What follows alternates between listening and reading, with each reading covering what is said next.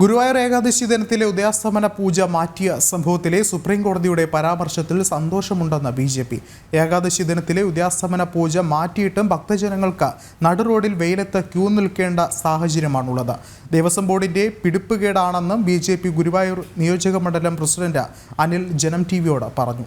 ഏകാദശി ദിനത്തിലെ ഉദയാസ്തമന പൂജ മാറ്റിയ സംഭവത്തിൽ സുപ്രീം കോടതി ദേവസ്വം ബോർഡിന് നോട്ടീസ് അയച്ചിട്ടുണ്ട്. സുപ്രീം കോടതിയുടെ പരാമർശം ഭക്തർക്ക് വളരെ സന്തോഷം നൽകുന്നതാണ്. ദേവസ്വം ബോർഡിൻ്റെയും തന്ത്രിയുടെയും ആചാരവിരുദ്ധമായിട്ടുള്ള പ്രവർത്തനത്തിന് ഏറ്റ കനത്ത തിരിച്ചടിയാണ്.